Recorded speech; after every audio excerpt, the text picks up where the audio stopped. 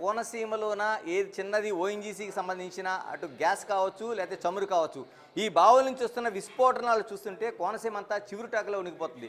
మనం 2014-15లోన పాసలపూడి ప్రమాదం కావచ్చు, 1995లోన 94లోన పాసలపూడి ప్రమాదం కావచ్చు, తర్వాత 2014లో నగరం ప్రమాదం కావచ్చు. ఈ రెండు చూసిన తర్వాత ఇప్పుడు చూస్తున్న ప్రమాదాన్ని ఏమనుకుంటున్నారు మీరు? ఇది ఖచ్చితంగా ఒక బ్లోఅవుట్ లాగా ఉంది. ఇన్సిడెంట్ చూస్తా ఉంటే హెవీ ప్రెషర్ మెటీరియల్ అయితే రిలీజ్ అవుతా ఉంది. ఇది ప్రెషర్ లైన్లో నుంచి లీకేజ్ అవుతుందా, లేకపోతే ఇంకా అది ఎక్కడి నుంచి అయినా ఇంటర్నల్గా ఉండే దీని నుంచి ఏదో ఒక ఏరియాలో ఎర్త్లో ఎక్కడైతే లూజ్ సాయిల్ ఉందో ఆ సాయిల్లో నుంచి ఏదైనా ప్రెషర్ లీకేజే ఖచ్చితంగా అయ్యి ఉండొచ్చు అని నేను అనుకుంటున్నాను. సో దీన్ని అంటే మనం ఇప్పుడు వీడియోలో చూస్తున్న విధానము ఇవన్నీ కూడా కొంచెం ఎలా కనిపిస్తున్నాయంటే కొన్ని ల్యాక్స్ ఆఫ్ లీటర్స్ అంటే may thousands of millions of gallons petroleum fuel ఒకసారి బర్న్ అయినప్పుడు వచ్చే బాష్పవాయువులు అన్నీ కూడా మనం అక్కడ చూస్తూ ఉన్నాం. ఈ ఫైర్ కంట్రోలింగ్ సిస్టమ్ కూడా ఫెయిల్యూర్ అవుతుంది ఇలాంటి పరిస్థితుల్లో. ఎందుకు అంటే ఫైర్ కంట్రోలింగ్ సిస్టమ్కి కొంత అవధి మాత్రమే ఉంటుంది. ఒక constant fire, unstable fire, stable fire ఏదైతే ఉన్నదో దాన్ని అన్స్టేబుల్ చేయటం అనేది కుదరదు. ఎందుకంటే ఇంధనం అనేది వ్యాప్తి చెందుతున్నంత కాలం, ఇంధనం అనేది అక్కడి నుంచి వస్తున్నంత కాలం ఇంధనం మండుతూనే ఉంటుంది గాలిలో కలిసినప్పుడు, ఒకసారి ఫైర్ స్టార్ట్ అయితే. సో కాబట్టి ఈ ఫైర్ అనేది ఆపటం అంటే అక్కడ ప్రెషర్ లాస్ అయిపోయి ఉండాలి. కంప్లీట్గా వచ్చే గ్యాస్ ఏదైతే ఉన్నదో దానికి ఇన్నర్ వాల్వ్స్ ఏదైనా ఎక్కడైనా ఒక సేఫ్టీ వాల్వ్ సిస్టమ్ కానీ ఏదైనా కనుక ఉన్నట్లయితే ఆ సేఫ్టీ వాల్వ్ సిస్టమ్ని ఖచ్చితంగా మనం కంట్రోల్ చేసుకునే అంతవరకు కూడా ఏదైతే ఈ ప్రెషర్ గ్యాసెస్ కానీ ఆయిల్స్ కానీ ఏదైతే మెటీరియల్ అక్కడి నుంచి లీకేజ్ అవుతా ఉన్నదో ఖచ్చితంగా ఆ మెటీరియల్ కంప్లీట్గా అది ఫైర్ అయిపోయే అంతవరకు ఫైర్ సిస్టమ్ ఎవరు దాన్ని కంట్రోల్ చేయలేని పరిస్థితే మనకి కనిపిస్తా ఉంది. ఇప్పుడు జరిగింది ఏదైతే మనకి ఇరుసు మండలంలో కనిపిస్తుందో ఇది ఏమనుకుంటున్నా అంటే ఆ బావి నుంచి వస్తున్న దగ్గర వెల్ క్యాపింగ్ ఏదైతే ఉందో అంటే ఒక రెగ్యులేటరీ సిస్టమ్ అక్కడే బ్లాస్ట్ అయింది అనుకుంటున్నారు, లేకపోతే బయటకు వచ్చిన తర్వాత పైప్ లైన్ అనుకుంటున్నావా?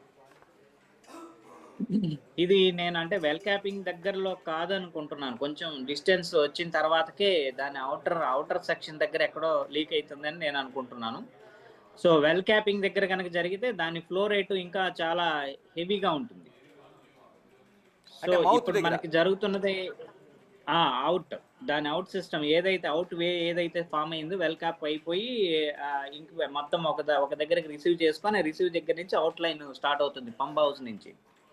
సో పంప్ హౌస్ నుంచి అవుట్ లైన్ స్టార్ట్ అయ్యి ఎక్కడైతే ఉన్నదో ఆ అవుట్ లైన్ ఎర్త్ లోపల కానీ లేకపోతే ఎర్త్కి సమీపంలో ఉన్నది ఏదైనా అవుట్ లైన్లో మాత్రమే ఉంది. ఇది ప్రెషర్ తోటి కనెక్ట్ అయ్యి ఉంది.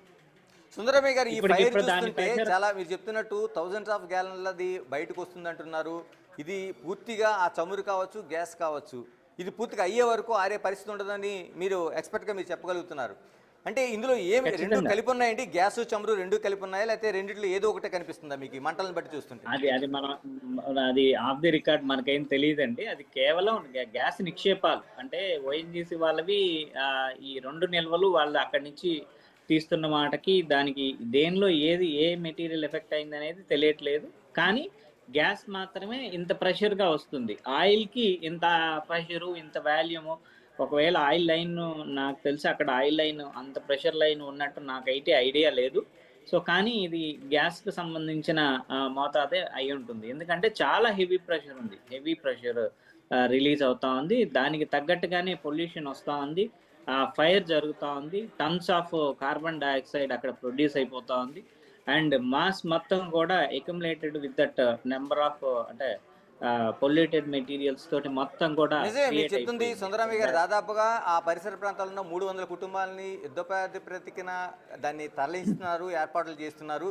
అంటే ఎక్కడ వైఫల్యం జరిగిందంటారు? ఏంటండి, ఓఎన్జీసీకి ఇదేం కొత్త ప్రాక్టీస్ కాదు, చాలా ఇయర్స్కి ఎదురు జరుగుతుంది, దాదాపు 40-50 ఏళ్ళుగా ఆ ప్రాక్టీస్ అంతా జరుగుతుంది. ఎక్కడ వైఫల్యం కనిపిస్తుంది మనకి? ఇది ప్రెషర్ లైన్ ఫామ్ ఉందండి. ఇది కంప్లీటెడ్గా ఒక ప్రెషర్ లైన్ ఉంది. ఆ ప్రెషర్ లైన్లో ఎక్కడ ఒక చోట ఒక లీకేజ్ అయితే స్టార్ట్ అయింది. ఆ లీకేజ్ వల్లే ఈ ప్రమాదం ఖచ్చితంగా జరిగి ఉండొచ్చని నేను అనుకుంటున్నాను. ఆ లీకేజ్ గతంలో కూడా మనకి చాలా ఇన్సిడెంట్స్ ఉన్నాయి, ప్రీవియస్ ఎక్స్పీరియన్సెస్ కూడా ఉన్నాయి, ఒక 4-5 ఇన్సిడెంట్స్. సో ఈ ఇన్సిడెంట్స్లో కూడా ఏంటంటే సేమ్ ఇలాగే వచ్చింది, ఆ ప్రెషర్ కంట్రోల్ కాలేదు, అది వాల్ క్యాప్లో డైరెక్ట్గా మీరు ఇందాక చెప్పిన ఇన్సిడెంట్ ఏంటంటే డైరెక్ట్గా వాల్ క్యాప్ మీరు ఇది ఎక్కడైతే దీన్ని యూజ్ అవుతా ఉందో దానికి అంబ్రిల్లా సిస్టమ్ ఒకటి పెట్టేసేసి ఆ గ్యాస్ని క్లోజ్ చేసేసారు. గ్యాస్ ఎప్పుడైతే ఒక సిలిండర్ నుంచి గ్యాస్ బయటికి స్ప్రే అవుతా ఉందో దాన్ని మొత్తాన్ని ఇలా క్యాప్ అంటే క్లోజ్ చేయగలిగినట్లయితే ఫైర్ కంట్రోల్ అవుతుంది. ఇది ఒక చిన్న ప్రిన్సిపల్ ఇది. దీన్ని చేసే ఎక్విప్మెంట్, దీని క్వాలిటీస్, దీని డిజైనింగ్, దీనికి తగిన వ్యక్తి అంటే ఆ నాలెడ్జ్ ఆఫ్ వాల్యూమ్ అనేది ఉండాలి.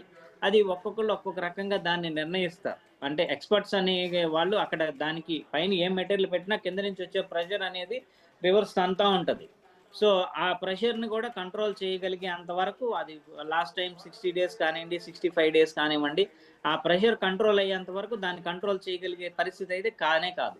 కానీ ఇప్పుడు ప్రస్తుతం పరిస్థితి సుందరరామయ్య గారు, మీరు కెమికల్ బయో సైంటిస్ట్గా ఉన్నారు, మీకు ఇటువంటి ప్రమాదాలన్నీ చూశారు. మనం గతంలో 94, 95లో పాసర్లపూడి కావచ్చు, లేకపోతే 2014 ప్రాంతంలో ఉన్న నగరంలో జరిగిన ప్రమాదం కావచ్చు, ఇవి చూసిన తర్వాత ఎందుకు అటువంటి ముందస్తుగా వస్తాయని ఎందుకు జాగ్రత్తలు తీసుకోలేకపోతుంది ఓఎన్జీసీ? దీనికి మెయింటెనెన్స్ ఉండాలండి, ఖచ్చితంగా మెయింటెనెన్స్ ఉండాలి. ప్రెషర్ లాస్, ప్రెషర్ లైన్ టీంలో సెన్సార్స్, అంటే ఇప్పుడు అడ్వాన్స్డ్ టెక్నాలజీ, పూర్వం ఉన్న టెక్నాలజీలో ఇంత అడ్వాన్సెస్ సెన్సార్స్ లేవండి. పూర్వం ఎలా ఉంది అంటే ఒక పైప్ లైన్, ప్రెషర్ లైన్ పెడితే ఎక్కడికొక చాటుకి అవుట్పుట్ దగ్గర ఏదైతే ప్రెషర్ తగ్గిందని నిర్ణయిస్తారో వాళ్ళు దాన్ని రీకాల్ చేసి మొత్తం సిస్టమ్ ఆపేసేసి ఎక్కడ ప్రెషర్ లాస్ అవుతుందో చెక్ చేసుకొని వెరిఫై చేసి దాన్ని బట్టి దాని ప్రెషర్ మళ్ళీ బిల్డ్ చేసుకునేదానికి అవకాశం ఉంది. ఇప్పుడు లేటెస్ట్గా మా ఇంజనీరింగ్ వ్యవస్థలో కొన్ని అద్భుతాలని, చాలా లేటెస్ట్ సిద్ధాంతాలు, సెన్సారబుల్ టూల్స్ అనేవి వచ్చినాయి. ఎక్కడికక్కడే మనం ప్రెషర్ని పెట్టుకోవచ్చు, ఎక్కడికక్కడే మనం మ్యాగ్నిఫైయింగ్ సిస్టమ్స్ని పెట్టుకోవచ్చు, ఎక్కడికక్కడే మనం కొన్ని రకాల చిప్స్ని కూడా, నానో చిప్స్ని కూడా డెవలప్ చేసేసి దాన్ని శాటిలైట్ అనుసంధానం చేసి ఇప్పుడు చేయొచ్చు. ఇంకా లేటెస్ట్ టెక్నాలజీ ఇది. యుఎస్లో అంటే మేము కొన్ని యుఎస్, యూకే కంపెనీస్ కూడా మేము ఈ టెక్నాలజీని ప్రొవైడ్ చేస్తూ ఉన్నాం. బట్ ఇవి ఇంకా మన వాళ్ళకి ఇంకా అందుబాటులోకి రాలేదు. సో ఈ వాల్యూమ్ కనుక ఎప్పుడైతే మనకి ఖచ్చితంగా అందుబాటులోకి వస్తుందో అప్పుడు ఈ ఆపరేషన్ లెవెల్స్ అనేవి, ఆపరేషన్ యాక్సిడెంట్స్ అనేవి, ఆపరేషన్ ఎక్స్పెండిచర్స్ అనేవి చాలా ఖచ్చితంగా తగ్గిపోతాయి. సో కానీ అది అందుకునేంత వరకు, ఆ టెక్నాలజీస్ అన్ని అందుకునేంత వరకు ఈ ఓల్డ్ మెటీరియల్స్ మీద ఇలాంటి ఫంక్షనల్ ఎందుకు సుందరరామయ్య గారు, నాకు ఇక్కడ ఒకటే ప్రశ్న కనిపిస్తుంది. ఆ ప్రశ్నలో ఏంటంటే, ఇంత లేటెస్ట్ టెక్నాలజీ వచ్చిన తర్వాత ఓఎన్జీసీ కావచ్చు, గెయిల్ కావచ్చు, అంతకుముందు కేన్ ఎనర్జీ లాంటి ప్రైవేట్ సంస్థలు కూడా మనకి చాలా వరకు ఆపరేషన్స్ చేసినాయి. ఎందుకు ఇప్పుడు ప్రధానంగా రెండు కనిపిస్తున్నాయి, ఓఎన్జీసీ, రెండోది మనకి గెయిల్. ఎందుకు ఇంత సాంకేతిక పరిజ్ఞానాన్ని ఎందుకు పెట్టుకోలేకపోతున్నాయి? ఇలా ప్రమాదాలు జరిగినప్పుడు మాత్రమే పరుగులు ఎందుకు పెడుతున్నారు?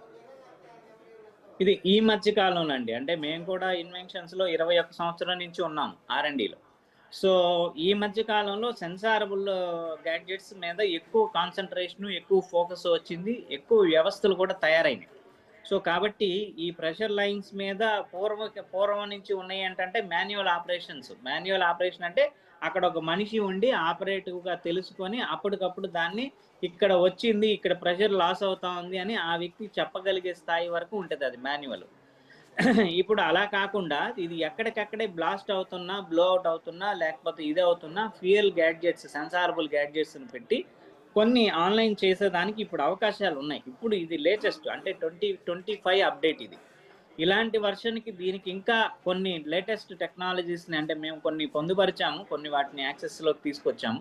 సో ఇంకా దీనికి ఇంకా అనుసంధానం చేసి దీన్ని శాటిలైట్ వ్యూవర్గా కూడా కన్వర్ట్ చేసేసి కమ్యూనికేషన్ వ్యవస్థలో కొంచెం బలోపేతం కనుక చేయగలిగినట్లయితే ఇలాంటి ప్రమాదాలని చాలా అరిచేతిలో, అంటే ఒక పిన్ పాయింట్ ఆఫ్ ప్రెషర్లోనే దాన్ని కంట్రోల్ చేసేదానికి కూడా అవకాశం ఉంటుంది. ఎందుకంటే ఎక్కడికక్కడే మాన్యువల్ ఆపరేషన్ కాకుండా ఆటోమైజేషన్ ఆపరేషన్ ఉంటుంది. సిస్టమ్ ఆటోమేటిక్ మానిటరింగ్ సర్వీస్ అనేది జరుగుతుంది.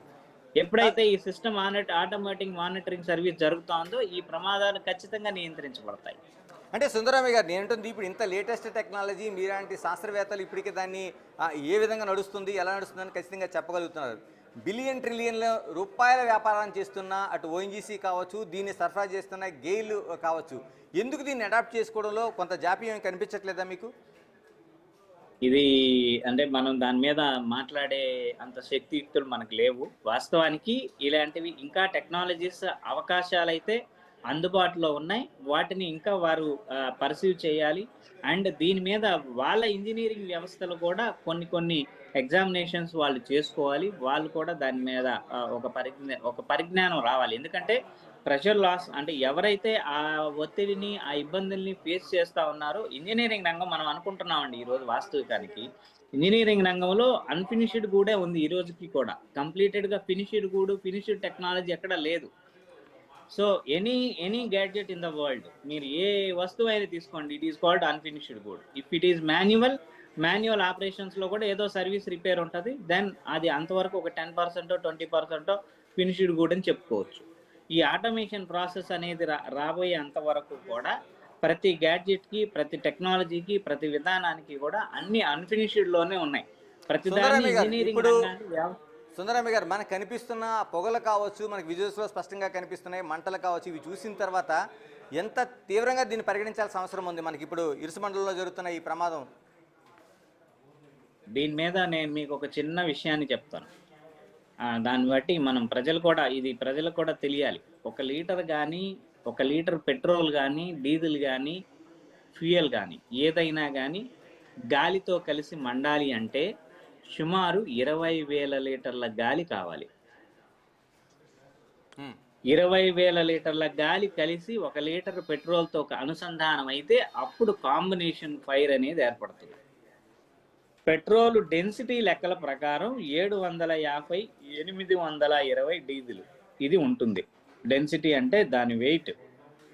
సో 820 గ్రాములు మండిన తర్వాత 20,000 లీటర్ల గాలితో కలిసి మండిన తర్వాత సుమారు 550 గ్రాముల కార్బన్ డయాక్సైడ్, మోనాక్సైడ్, సాక్స్, నాక్స్, ఇలాంటివి ఎన్నో మెటీరియల్స్, ఆర్సెనిక్ గ్యాసెస్ రిలీజ్ అవుతాయి. 1 లీటర్ గురించే చెప్పాను నేను ఇప్పుడు ఇది. సో ఇలాంటి పరిధిలో అంటే millions of the gallons material అక్కడ వెళ్ళి ఫైర్ అవుతా ఉంటే మనకి ఏదైతే ఆ బ్లాక్ స్మోక్ వస్తా ఉందో this called completely unburned fuel, మండని ఇంధనం. ఓకే. అంటే గాలి సమతుల్యత లేదు. గాలి విండ్ ప్రెషర్ ఎంత ఉంది? మహా ఉంటే 5 kilometre speed, 10 kilometre speed, 20 kilometre speed, 30 kilometre speed మాత్రమే ఉంటుంది. అంత ఎత్తులో బాగా ఉంటే 40 కిలోమీటర్ల స్పీడ్ ఉంటుంది. కానీ ఇక్కడ నుంచి ఈ గ్యాస్ రిలీజ్ అవుతున్న ఫోర్స్ ఏదైతే ఉన్నదో ఇది ఆల్మోస్ట్ ఆల్ 150 PSI, 200 PSI, 300 PSIలో ఉంటుంది. అంటే నియర్ అబౌట్ 100 kg, 120 kg ప్రెషర్లో ఉంటుంది అది. ఇంత ప్రెషర్ 1 kg ప్రెషర్కి సుమారు ఎయిర్ సరిపోవట్లే అక్కడ. అంటే 5 kg 10 kg ప్రెషర్ కూడా ఎయిర్ సరిపోవట్లే. సో ఆ సరిపోక ఆ ఇంధనం మళ్ళా మండక కిందకు వచ్చేది కొంత ఉంది, కొంత అక్కడికక్కడ ఎయిర్లో ఎవాపరేట్ అయ్యేది కొంత ఉంది, మండని కార్బన్ అన్బర్న్డ్ ఫ్యూయల్ వచ్చేది కొంత ఉంది, డైరెక్ట్ కార్బన్ రిలవెంట్ మెటీరియల్ వచ్చేది కొంత ఉంది. ఇన్ని రకాల మెటీరియల్స్ ఈ ఫ్యూయల్, ఎయిర్, మాస్ కలిసి ప్రొడ్యూస్ అవుతా ఉన్నాయి, పొల్యూషన్ రిలీజ్ అవుతా ఉంది. సో ఇది కొంచెం ఇబ్బందికరమైన పరిస్థితి. ఆ ప్రజల యొక్క అనారోగ్యానికి కూడా, అంటే ప్రజలు అనేది మనం అనుకుంటున్నాం కానీ ఇంకా జంతుజాలాలు, పశుపక్షాదులు ఆ ఏరియాలో, ఆ చుట్టుపక్కల ఏరియాల్లో నివసించే ఎన్నో జీవజాతులు చాలా ఉన్నాయి నోరులేనివి. సో వాటన్నిటికీ కూడా ఇది ఖచ్చితంగా చాలా ఇబ్బందికరమైన పరిస్థితి. సుందరరామయ్య గారు, మీరు కొంచెం హోల్డ్లో ఉండండి, ఎందుకంటే స్థానికులు అక్కడ ఉన్నారు. స్థానికులు కూడా వాళ్ళు ఏం జరిగిందో చెప్పడానికి సిద్ధంగా ఉన్నారు. అక్కడ నాగరాజు మనకి స్థానికంగా అంటే ఈ ఫైర్ని దగ్గరగా చూసిన నాగరాజు ఉన్నారు. నాగరాజు, నా వాయిస్ వినిపిస్తుందా నాగరాజు మీకు?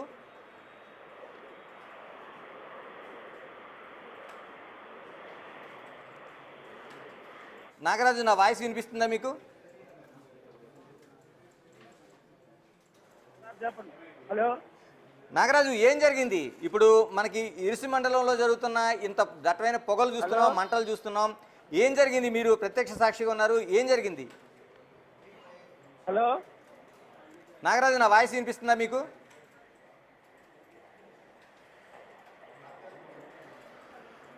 ఎస్, టెక్నికల్గా ప్రాబ్లం ఉన్నట్టుంది. సుందరరామయ్య గారు, మళ్ళీ మీకు కనెక్ట్ అవుతున్నాను.